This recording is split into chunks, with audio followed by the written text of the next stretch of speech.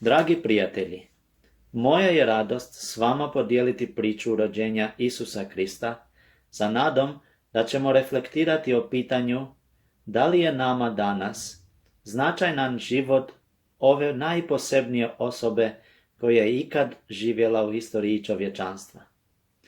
Ljudi općenito znaju ljudsku stranu ovog događaja, koja je nevjerovatan, ali ako zanemarimo božanstvenu stranu istorije, mi gubimo svjedočanstvo samog Boga o personi Isusa.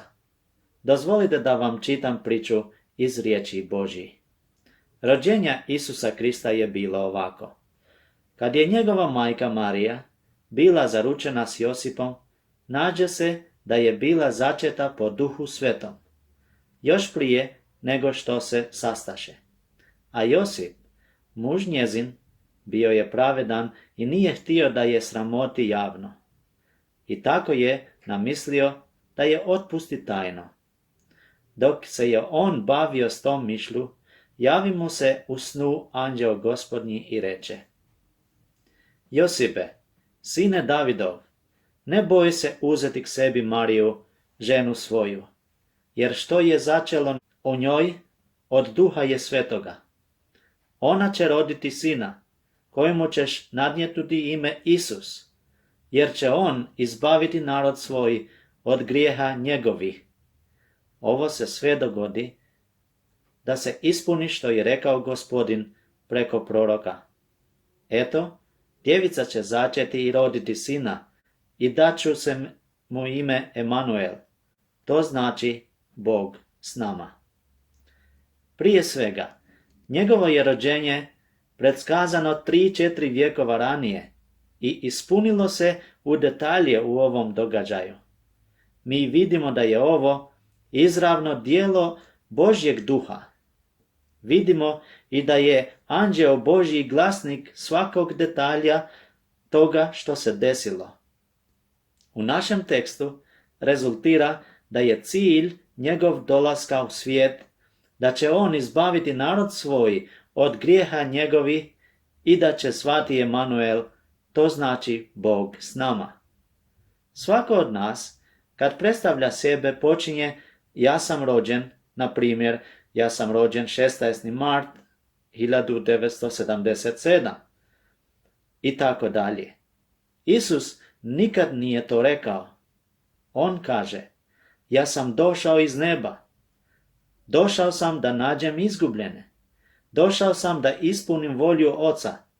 Nisam došao da mi služe, nego da služim, da dajem život za spas mnogih. Njegovo djetinjstvo je jedinstveno.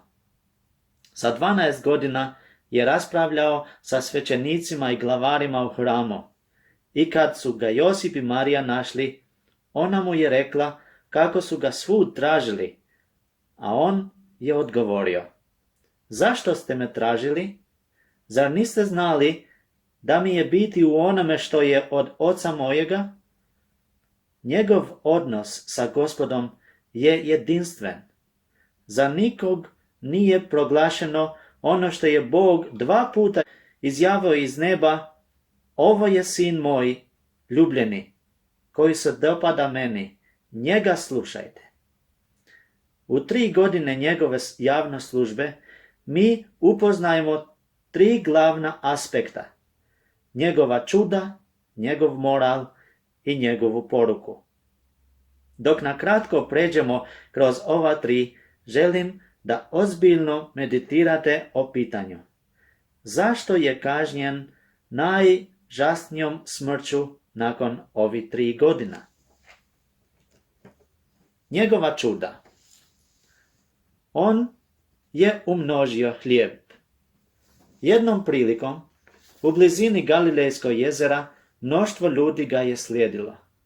Pitao je svojim učenicima kako da ih hranimo. Jedan od njih reče: ovdje je jedan dječak s 5 ječmenih hljebova i 2 ribice. Ali što je to za toliki narod? Neka ljudi sjednu, naredi Isus. I posjedaše muškarci, njih oko 5.000. Zatim Isus uzme hljebove, zahvali pa i razdijeli ljudima koji su sjedili, a isto tako i ribe, koliko god su htjeli. On je smirio oluje. Kad je bio u čamcu sa učenicima, odnijednom se podiže jako oluja. Učenici su bili uplašeni i vikali: Učitelju, zar ti uopšte ne mariš što ćemo izginuti?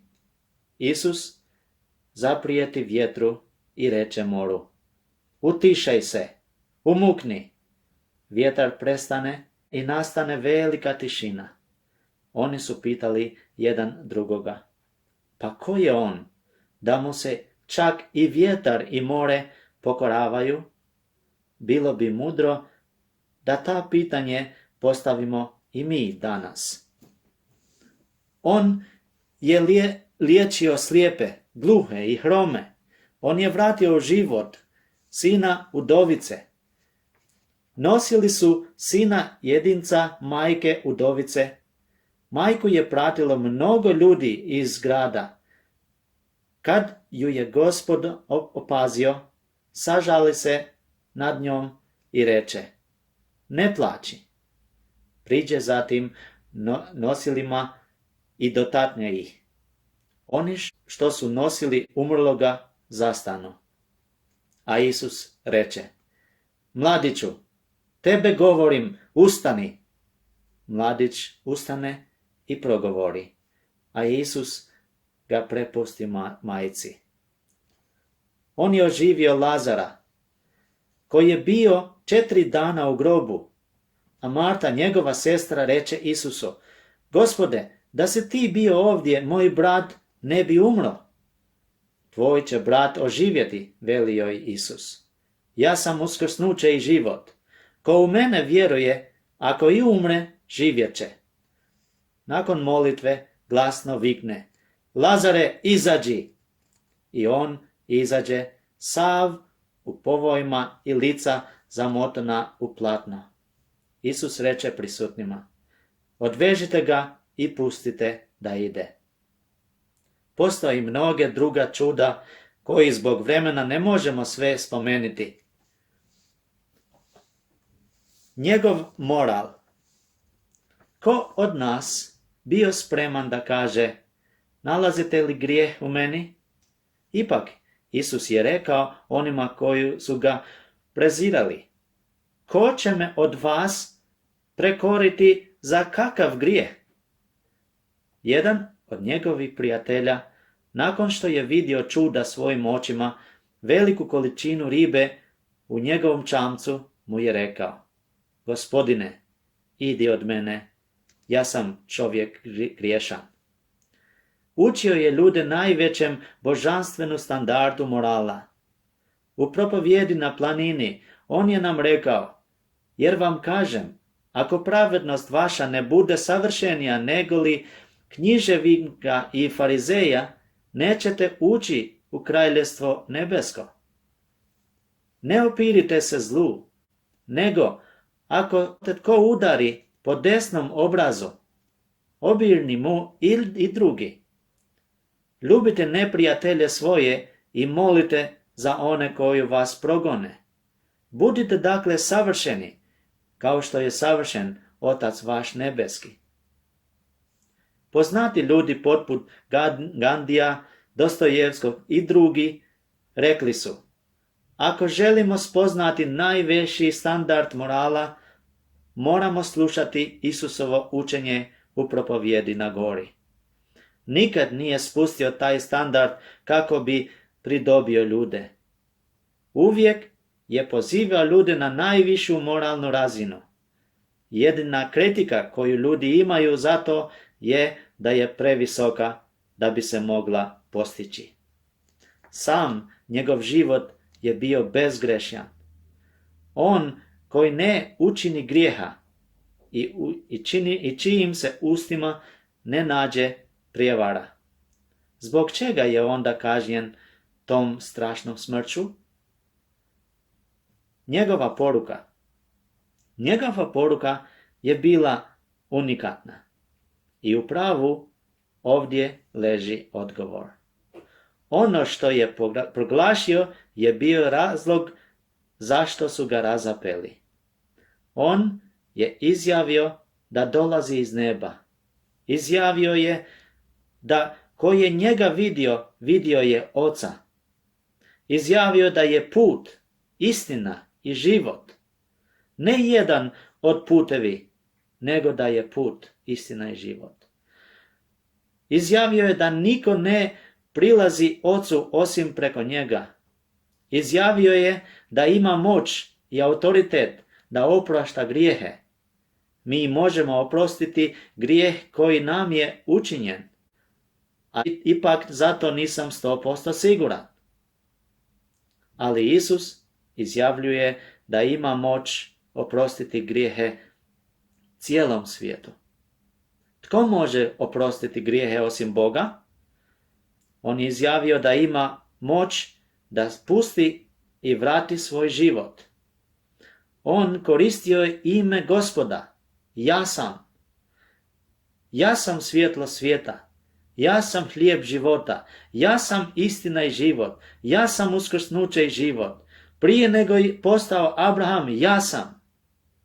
Sam je Isus ispitavao one koji su mu se suprotstavljali. Mnoga vam dobra djela pokazao od Oca svojega. Za koje me od ovih djela kamenujete? Židovi mu odgovoriše. Za dobro te djelo ne kamenujemo, nego za hulu na Boga.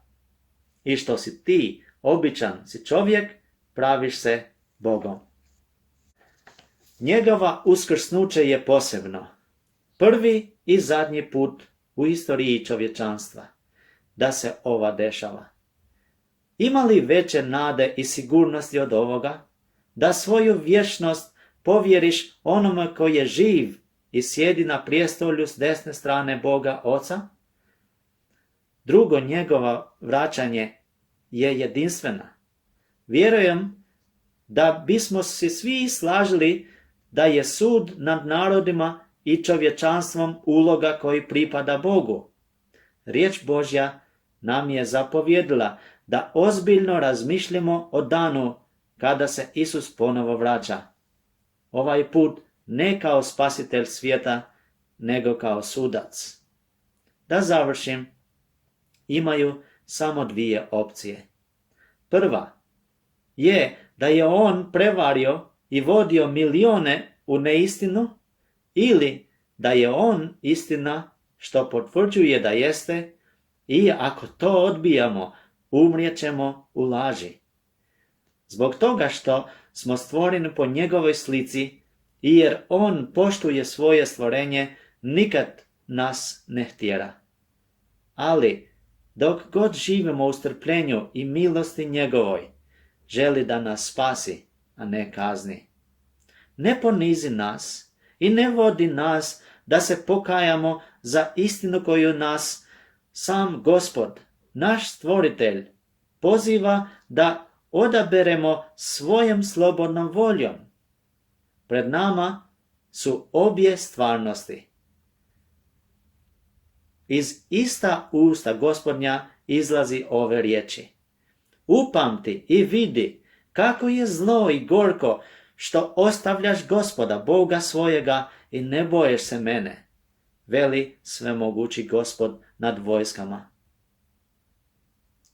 Jer ja znam koje misle nosim za vas, govori Gospod, naume mira, a ne na nesreću, da vam dadnem budućnost i nadu, u kojoj ćete stvarnosti odabereti živjeti. Ako u njega vjerujemo, on je sad i zauvijek Bog s nama, Emanuel. Ako ne, on će sad i zauvijek biti Bog daleko od nas.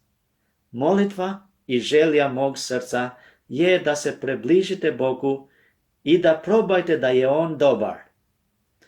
Doživjet ćete njegovu ljubav i radost oproštenja grijeha, sigurnost vječnog života i živjet ćete u njegovom prekrasnom svjetlu.